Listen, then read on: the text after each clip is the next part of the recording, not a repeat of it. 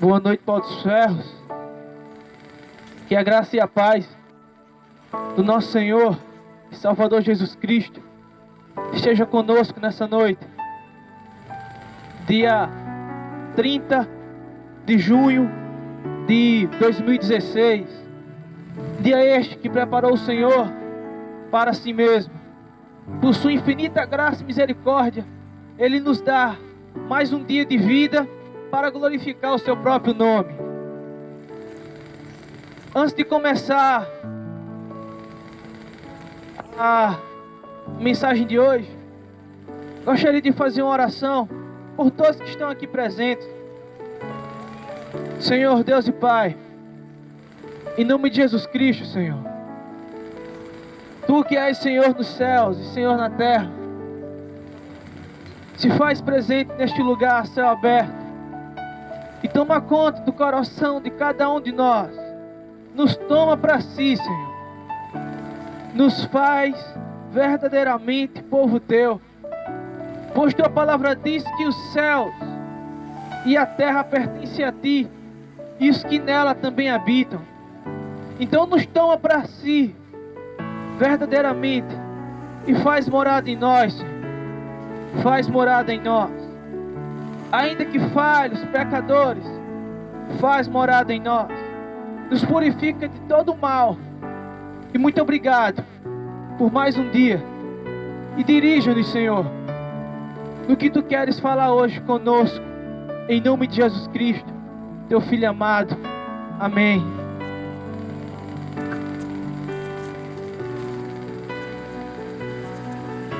Eu creio que hoje foi um dia comum para muita gente, mas para outros foi um dia especial. Para outros foi um dia trágico. Mas para nós que estamos aqui, o Senhor quer falar algo diferente aos nossos corações. Ele quer falar acerca da luz que Ele enviou ao mundo para mostrar o caminho da salvação. Esse é Jesus. Antes que Jesus viesse ao mundo, os profetas antigos já falavam acerca dele. Antes que ele viesse a ser um feto em formação no ventre de Maria, os profetas já anunciavam acerca dele. Na verdade, quando Adão caiu no jardim, o próprio Deus já falava acerca do seu filho, que viria ao mundo tirar o pecado dos homens. Então hoje eu quero falar para vocês acerca de Jesus, a luz do mundo, a luz que iluminou os homens. Isaías capítulo 9, a partir do verso 1, o profeta Isaías fala as seguintes palavras por meio do Espírito Santo de Deus: mas a terra que foi angustiada não será entenebrecida. Ele a envelheceu nos primeiros tempos, a terra de Zebulon e a terra de Neftali, mas nos últimos dias a enobreceu, junto ao caminho do mar, além do Jordão, a Galiléia dos gentios. O povo que andava em trevas viu uma grande luz, e sobre os que habitavam na região da sombra da morte resplandeceu a luz. No texto agora, capítulo 9 do livro do profeta Isaías, existe algo muito interessante. Pois o profeta, ele anunciava coisas futuras como se tivesse no presente.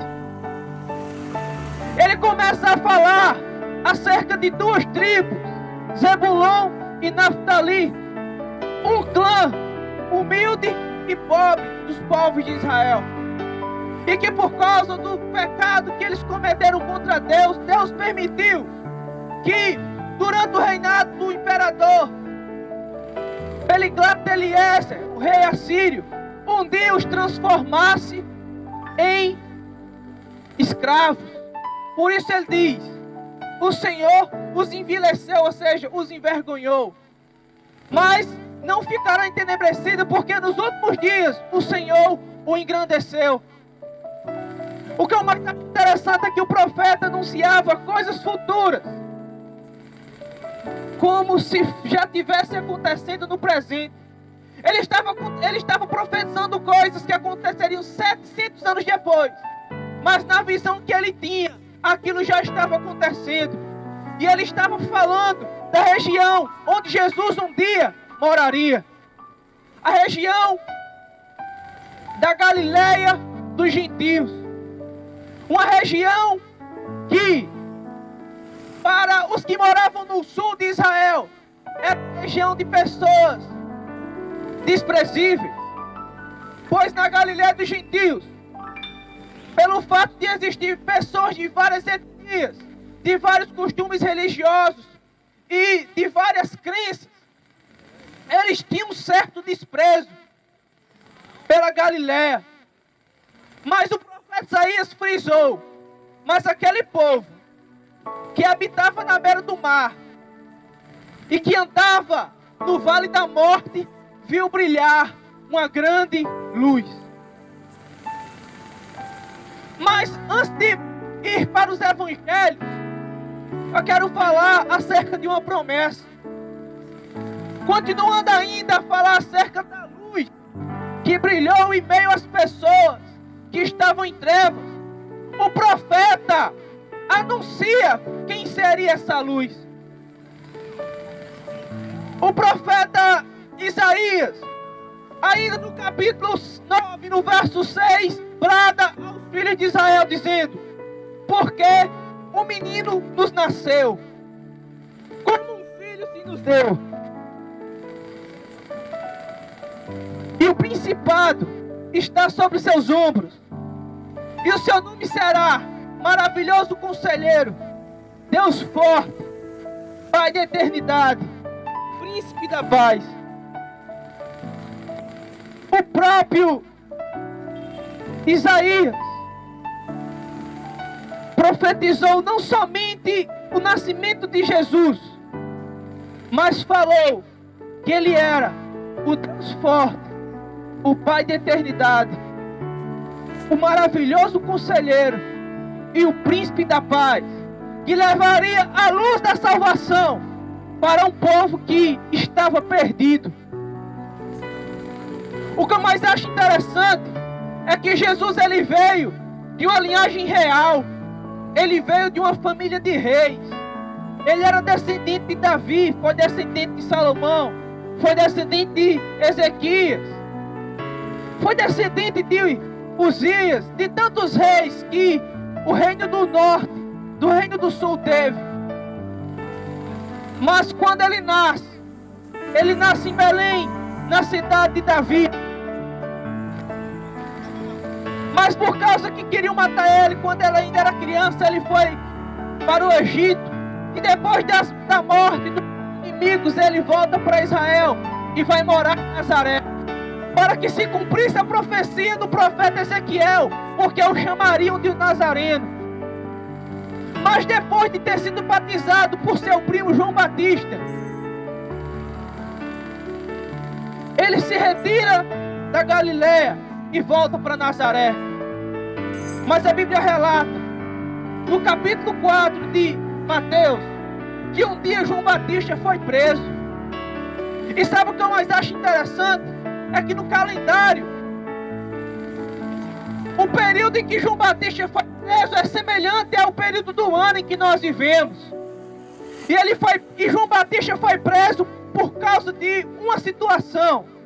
Ele pregava a palavra do arrependimento. Ele pregava que os homens abandonassem seus pecados e se voltassem para Deus. Ele falava aos quatro cantos de Israel: arrependam-se, pois o reino dos céus está próximo. e João Batista foi preso. E um dia, Herodias, esposa de Herodes, pediu a cabeça de João Batista numa bandeja de prata.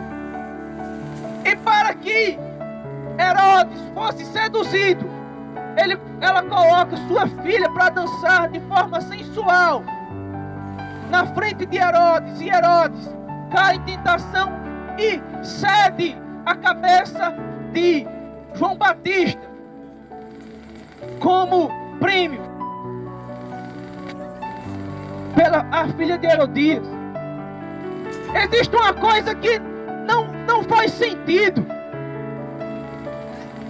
As pessoas nesse período do ano comemoram o São João. Existe uma coisa que não faz sentido. Ao invés de se enlutarem por causa que um profeta, o primo do profeta chamado Jesus Cristo, morreu, as pessoas acendem fogueiras, assam milho, dançam quadrilhas.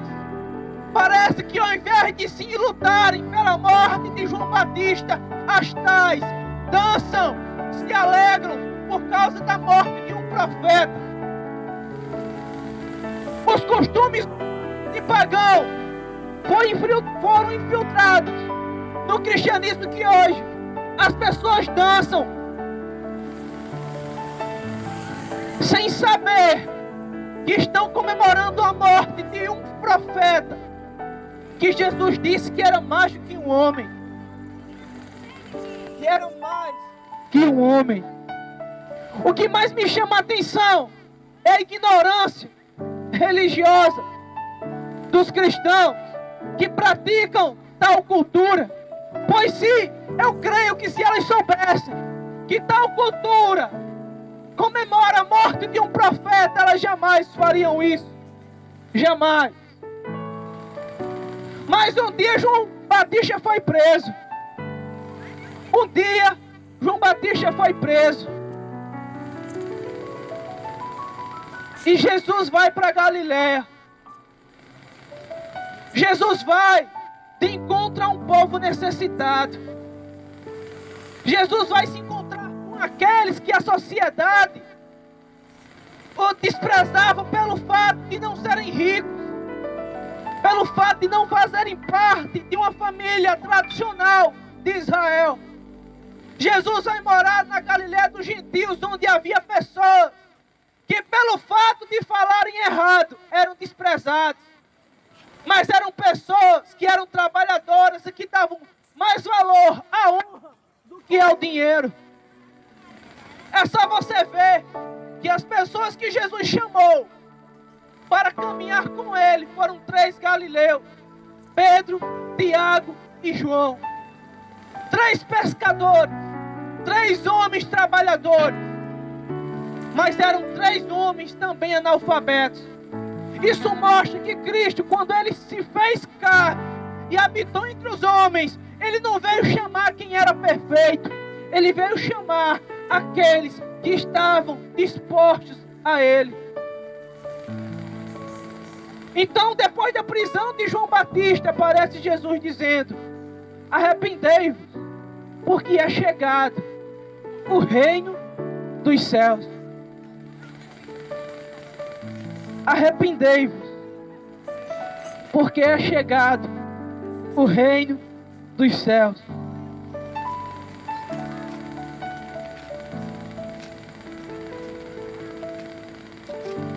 Mateus capítulo 4. Quando Jesus vai para Galiléia, ele estava cumprindo a profecia do profeta Isaías, que o povo que habitava sobre a sombra da morte viu brilhar uma grande luz. E pasme, essa luz era o próprio Filho de Deus que se fez carne e foi morar entre pessoas pobres, foi morar em meio a pessoas analfabetas, foi morar em meio a pessoas comuns. O que eu mais acho interessante é isso. Jesus, ele tinha um reino de glória no céu. tinha autoridade sobre todos os anjos, mas para salvar o homem do seu pecado, ele se fez carne. Foi gerado no ventre de Maria por 9 meses, como eu e você. Nasceu como eu e você nascemos. Teve uma infância semelhante à nossa, uma adolescência semelhante à nossa. Mas quando ele se torna adulto, ele começou a executar a vontade do Pai. Foi batizado aos 33 anos de idade, aos 30 anos de idade. Considerado jovem na tradição judaica. E aquele jovem Galileu, ou Nazareno, como queira, chega numa região de pessoas truculentas, chega numa região de pessoas de difícil cuidado, pessoas que de certa forma desprezavam a religiosidade, pessoas que não gostavam muito de praticar a religião. Na verdade, os galileus eram como eu e você. Dizemos que somos cristãos e acreditamos em Deus, mas muitas vezes é só da boca para fora. Por isso que, ainda que eles tivessem a cultura bíblica, os costumes bíblicos, conhecessem os mandamentos, a Bíblia faz questão de declarar que eles eram um povo que habitavam em trevas, ou seja, praticavam pecado, e que estavam no vale da sombra da morte, porque a consequência do pecado de fato é a morte. Jesus vai para essas pessoas como eu e você. Sabe, quando Jesus vai para Galileia, eu imagino um homem carpinteiro de 1,80 m, cabelos claros, barba longa, chegando naquela região como quem não quer nada, e do nada começa a dizer: arrependei-vos, porque é chegado o reino dos céus. O reino dos céus que era anunciado por João Batista agora se torna realidade. O próprio reino dos céus estava entre os homens, Jesus Cristo, o Filho de Deus. E quando ele começa a pedir para aquele povo se arrepender, ele estava pedindo, alertando aquele povo da consequência dos seus pecados. Jesus estava mostrando para aquele povo o seu desejo, os seus maus cuidados, a sua falta de zelo com a palavra de Deus e os seus mandamentos custaria caro para eles. E Jesus se aproximou daquelas pessoas não somente para trazer uma palavra de consolo, mas para mostrar que de fato elas estavam erradas, que não era assim que elas deveriam viver, mas de outra forma, e a forma correta era fazendo a vontade de Deus. Sabe, hoje vivemos o pós-modernismo, e a religião ou Deus, ele tem sido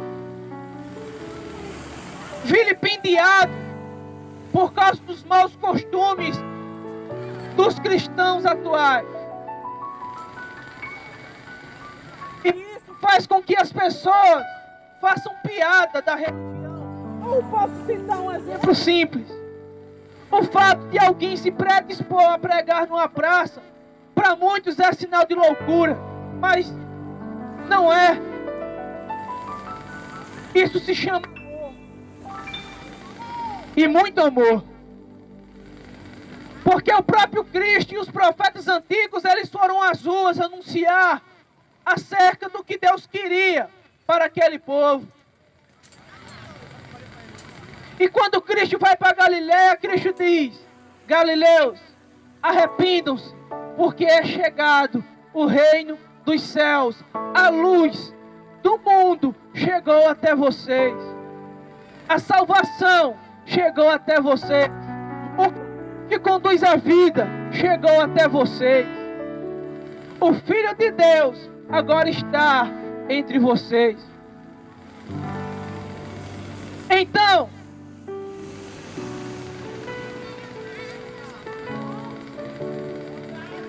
Jesus, quando chega na Galileia, a partir do verso 18 diz assim: e Jesus, andando junto ao mar da Galileia, viu dois irmãos, Simão, chamado Pedro, e André, os quais lançaram redes ao mar, porque eram pescadores.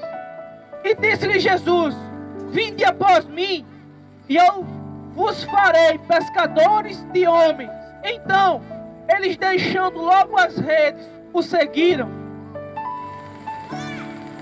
E adiantando-se dali, viu outros dois irmãos, chamados Tiago, filho de Zebedeu, e João, seu irmão, num barco com Zebedeu, seu pai, consertando as redes, e os chamou.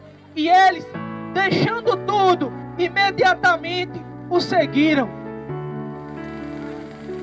O que eu mais acho interessante é que quando Jesus chega na Galileia e começa a pregar arrependimento, ele se dirige a homens trabalhadores, a pessoas humildes.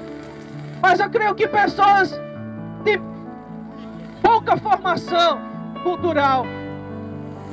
Ele viu lá Pedro e André pescando e disse: olha, se vocês vierem após mim, eu vos farei pescadores de homens. Jesus falou uma frase em forma de parábola: eu vos farei pescadores de homens. Sabe o que Jesus estava dizendo? Eu farei vocês transformadores de vida, assim como eu. E aqueles homens, ouvindo Jesus chamar, largaram o que tinham e seguiram a Jesus. Jesus vai mais adiante, encontra Tiago e João e diz: se vocês me seguirem, eu vos farei pescadores de homens. E aqueles dois irmãos que estavam juntos com seu pai, largaram seu pai e seguiram a Cristo. Os primeiros irmãos, Pedro e André, largaram o trabalho. Os outros dois irmãos, Tiago e João, largaram seu pai, Zebedeu.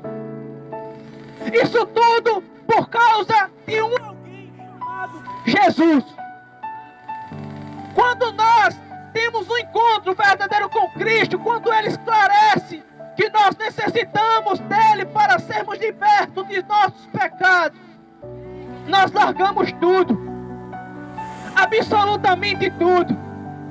Largamos trabalho, largamos família e queremos saber somente dele. É a saída.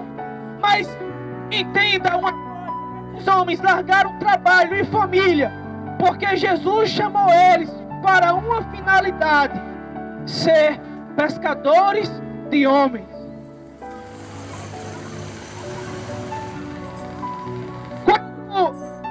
Eu me converti, eu tinha 16 anos. Eu não era uma pessoa de fácil diálogo, eu era um jovem rebelde, brigão. A minha filosofia era a filosofia da maioria dos jovens de hoje, que também não faz muito tempo, que era uma vida totalmente desregrada, por causa que a filosofia a qual eu segui era uma filosofia totalmente destrutiva, que era a filosofia de drogas e rock and roll.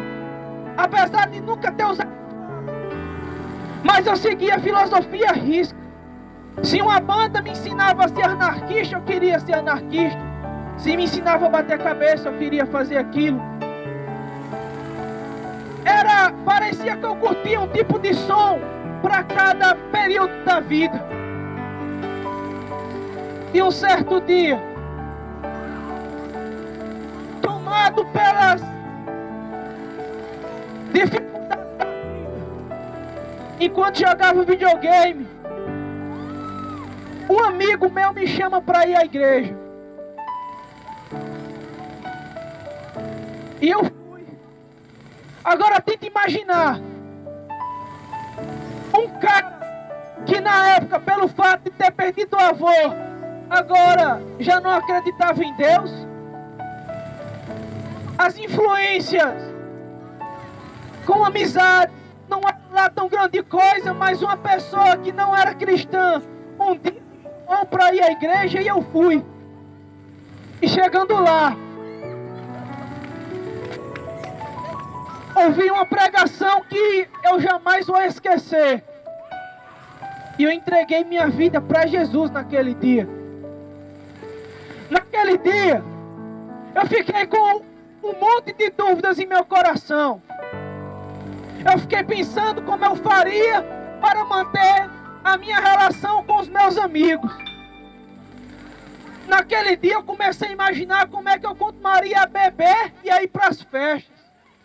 Naquele dia eu passei a imaginar como é que eu vou chegar para minha família e dizer: virei crente.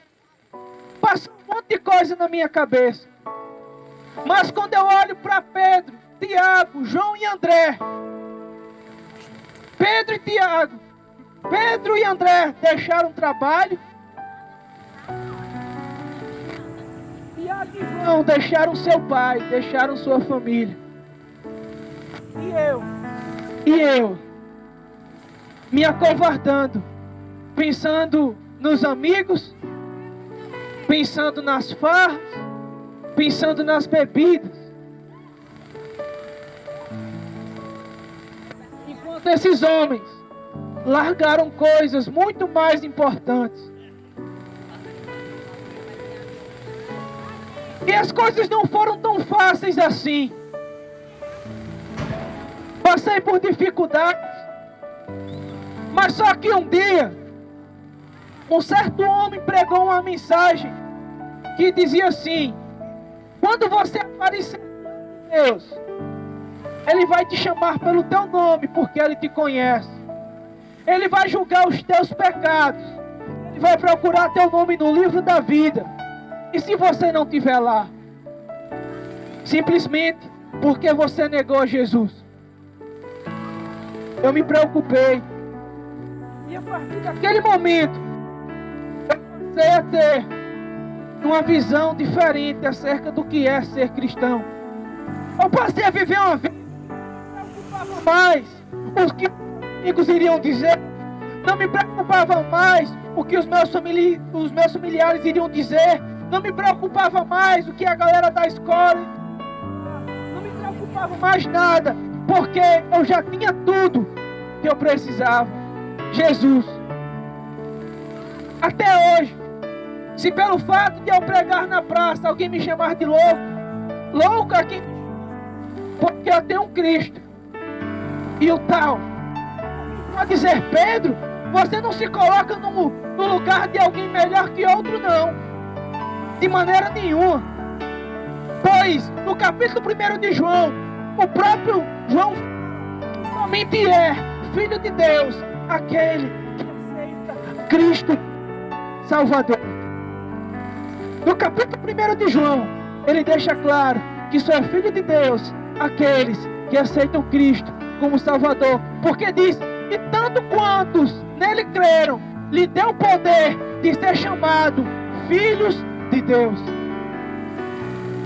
Logo subentende-se que aqueles que não creem, que desprezam, não têm a Cristo e não são filhos de Deus. Por isso Jesus fala: arrependei-vos e crede no Evangelho. Arrependei-vos, porque é chegado o reino dos céus, porque é somente por meio dele e somente ele que faz ligação entre Deus e o homem. Somente ele e mais ninguém.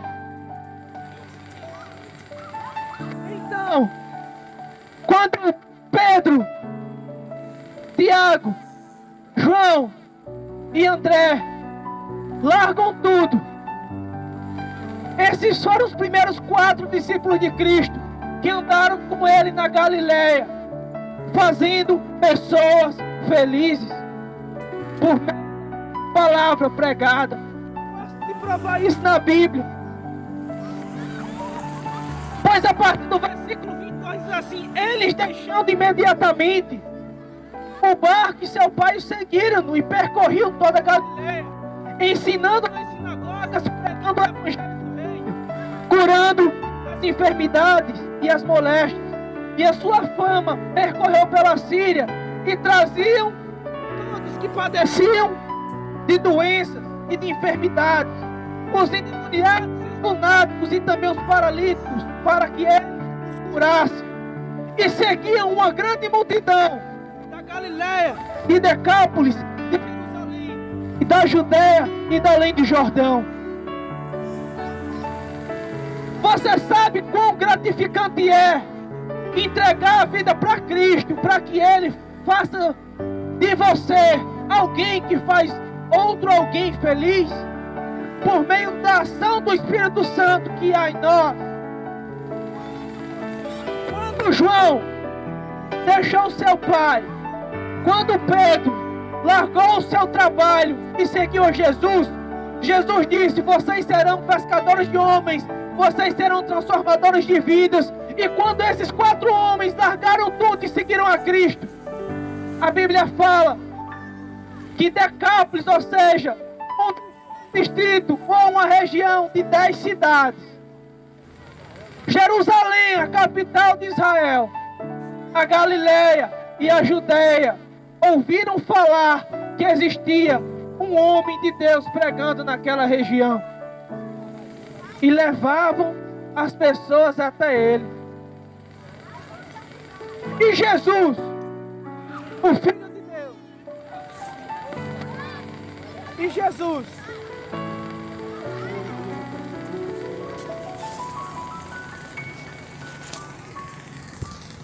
oi.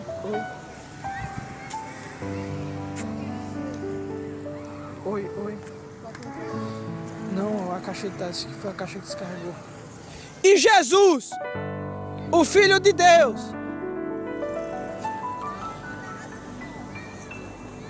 curou os enfermos, libertou os endemoniados e fez com que pessoas que eram acometidas de moléstias, de doenças, fossem curadas. Isso por uma questão só: amar o seu próximo. Hoje as pessoas falam muito acerca de amor, mas elas não têm coragem de negar-se um pouco de si para doar ao próximo. Quando Pedro, Tiago e João abandonaram pai, trabalho, para seguir Jesus, curando enfermos, libertando endemoniados, curando as pessoas, eles fizeram isso não somente porque viram a salvação em Jesus, mas pelo fato de amarem o seu próximo. Sabe, a geração do século 21, uma geração totalmente egoísta, totalmente eletrônica, por causa que vive mais para os elétricos do que para o seu semelhante. Eu lembro quando eu estudava na faculdade Maurício de Nassau, a gente fez um trabalho que o tema era Desconectar para Conectar, que mostra o retrato da geração do século 21. Pessoas que vivem conectadas ao WhatsApp, ao Facebook, a todas as redes sociais. Dentro de casa, pais pouco falam com os filhos porque estão ocupados tratando de trabalhos pelas redes sociais. Filhos pouco falam com os pais pelo fato de estarem ocupados conversando com os amigos pelas redes sociais.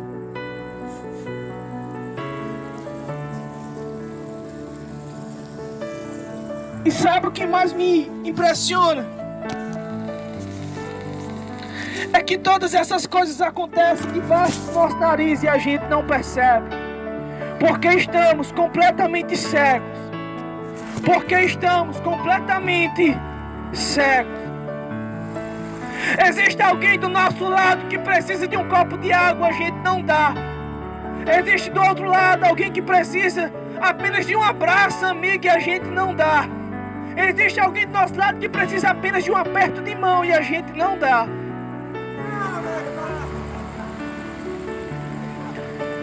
E quando nós nos encontramos numa situação totalmente desprezado por aqueles que a gente mais estima, vou te dar um exemplo. O mês passado foi um mês muito difícil para mim.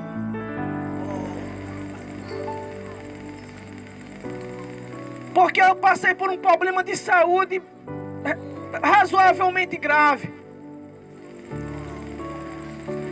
E foi nessa hora que eu vi quem eram os meus amigos. E os meus amigos não foram aqueles que estavam nas ruas, mas foram pessoas próximas a mim, como familiares e amigos íntimos que eu tenho como irmãos.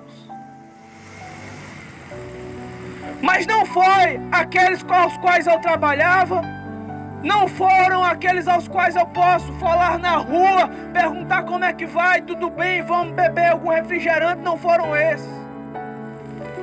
Mas foram a minha família e os meus amigos que são como irmãos.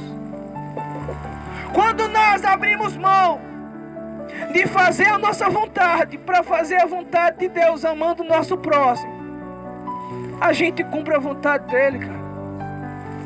Quando Pedro, Tiago, João e André largaram família e trabalho e seguiram a Jesus, eles fizeram isso porque encontraram a salvação, e a salvação que eles encontraram ensinaram eles a amar o seu próximo. E eles saíram pregando: ei, existe um homem de Nazaré que agora mora na Galileia e que está ensinando as boas novas do reino, como nenhum sacerdote ensina, como nenhum escriba ensina, ou seja, como nenhum pastor está ensinando, como nenhum padre está ensinando. Este homem da Galileia chamado Jesus tem pregado essas coisas. Uma província de 10 cidades chamada Decápolis, a Galileia, a Judéia, Jerusalém e as cidades da além de Jordão, inclusive a Síria, foram ouvir Jesus falar do amor de Deus. Seria tão bom que hoje as pessoas tivessem o coração disponíveis para Deus. Seria tão bom. Mas hoje o coração dos homens está tomado pelo egoísmo. O coração dos homens está tomado pelas bebidas, as muitas mulheres para fazer sexo. O coração dos homens está tomado pela pornografia, pelo samba, pelo futebol, pelas novelas, pelos filmes, pelas séries, que já não existe mais tempo para Deus. Sabe, quando Jesus chegou na Galileia, o profeta falava que aquele povo habitava nas trevas, ou seja, estava em pecado, porque tinham deixado Deus de lado, e eles andavam sobre a sombra da morte, ou seja, eles tinham jeitos de vivo, mas por dentro eram pessoas mortas, sem afeto. Mas chega Jesus e começa a transformar as coisas. Só basta Jesus chegar na nossa vida e as coisas elas passam a ser diferentes. Sabe?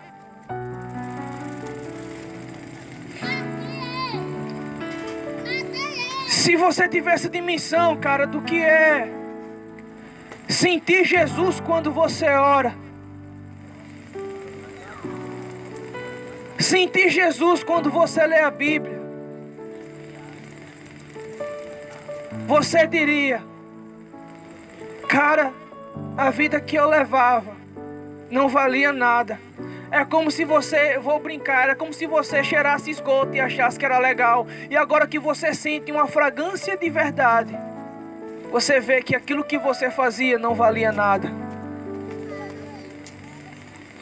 Eu não me arrependo de mesmo aos 23 anos estar vivendo a vida que eu tenho, dedicando tempo a pregar, dedicando tempo a fazer estudos, dedicando tempo a fazer apostilas, ao invés de estar nas baladas, de estar nos bares, de estar ali acolá fazendo alguma coisa. Eu não me arrependo, porque eu sei que há uma recompensa. Há uma recompensa. Quando Jesus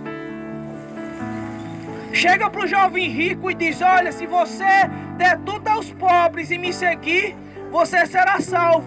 Porque o jovem rico chegou para Jesus e disse: bom mestre, o que farei para herdar a salvação? E ele pergunta para o jovem rico: você conhece os mandamentos? O jovem rico: sim, eu conheço. Eu não mato, eu não roubo, eu não adultero, eu obedeço aos meus pais, eu amo o Senhor com toda a minha força, com toda a minha alma, com todo o meu coração. E a Bíblia fala que Jesus olha para aquele jovem e o ama, porque ele era perfeito, ele cumpria de fato os mandamentos. Então Jesus diz: então só te falta uma coisa, dá tudo o que tu tem aos pobres, vem e me segue. Jesus não estava dizendo que era pecado ser rico, mas Jesus disse: se você verdadeiramente ama a Deus, prove que você ama ao próximo como a si mesmo, dando sua riqueza para os necessitados, e aí sim você mostrará que ama a Deus e ao próximo como a si mesmo. E aquele jovem, vendo que tinha muita riqueza, se entristeceu e foi embora. Então Jesus diz: olha, vocês viram o que ele fez?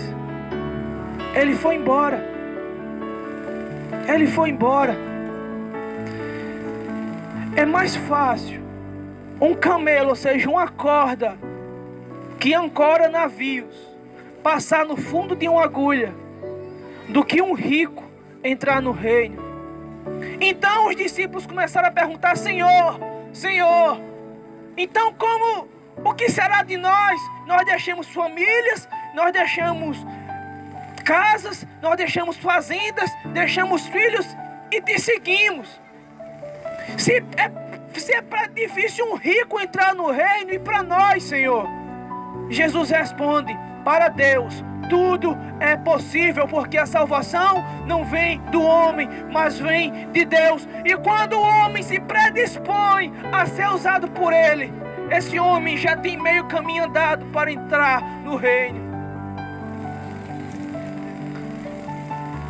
Meio caminho andado para entrar no reino.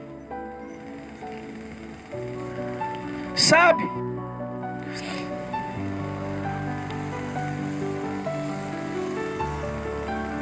Hoje,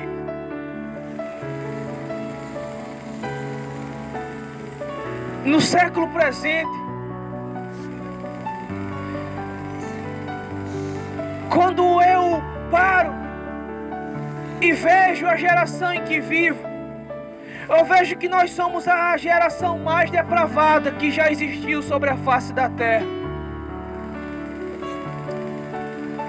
Eu assisti no telejornal antes de vir pra cá, num bairro em São Paulo, 10 bandidos subiram em um morro e colocaram famílias para fora de suas casas, porque disseram que aquelas casas agora pertenciam a eles. E eu fico me perguntando a que ponto nós chegamos de alguém que não é dono de tal propriedade chegar e expulsar uma família do seu ambiente, porque diz que agora é eles que mandam lá. Trocando um pouco de canal, nós vemos que uma mulher que um dia assassinou os pais para ficar com herança, agora vai ficar rica porque a sua história vai virar um filme. Ou seja, vão homenagear um assassino. Que geração é essa? Que povo é esse? Sabe? A geração que nós vivemos é uma geração totalmente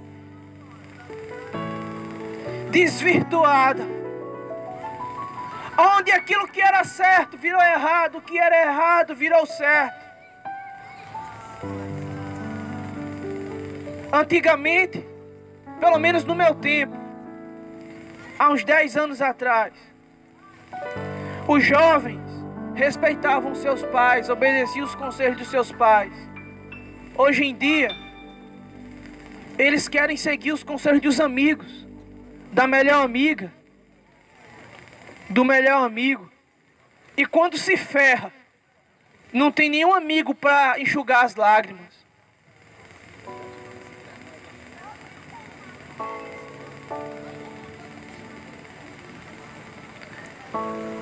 Eu creio que era assim a Galileia dos gentios. Jesus dizia: venham, ouçam a palavra do Senhor, arrependam-se de seus pecados. E aquele povo, sabendo que tinha pecados, ia para o Senhor. E aquele povo, sabendo que era tão falho, tão pecador, ia para o Senhor. Porque afinal, era o Filho de Deus que estava entre eles. Espero que eu possa ter muitas outras oportunidades de estar na praça pregando. Espero que Deus me dê muitos dias para pregar ainda. Porque Pau dos Ferros precisa conhecer Jesus verdadeiramente. Pau dos Ferros conhece Jesus apenas de ouvir, mas não verdadeiramente. Pau dos Ferros conhece Jesus apenas de ouvir aquele ou aquele falar. Mas Pau dos Ferros precisa sentir e ouvir Jesus no seu coração. E espero que um dia isso seja possível. Espero que isso um dia seja possível.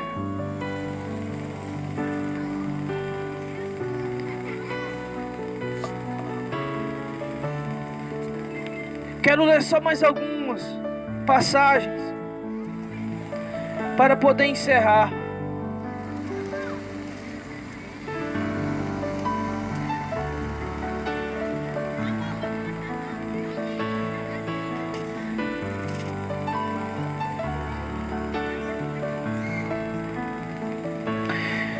Jesus, no Evangelho de João, no capítulo 9, no verso 5, ele declara: enquanto estou no mundo, eu sou a luz do mundo. Enquanto estou no mundo, eu sou a luz do mundo. Sabe, Jesus morreu há um pouco mais de 1930 anos atrás. 1970 anos, 1985 anos atrás. Mas ele ressuscitou. E ainda assim, enquanto houver pessoas falando do amor dele sobre a face da terra, ele continuará sendo a luz do mundo. A luz que clareia o caminho que leva o homem a Deus. A luz que clareia o coração do homem e mostra para o homem o quão depravado ele é.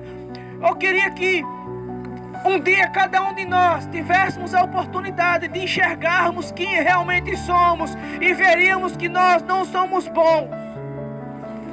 Veríamos que nós não somos perfeitos.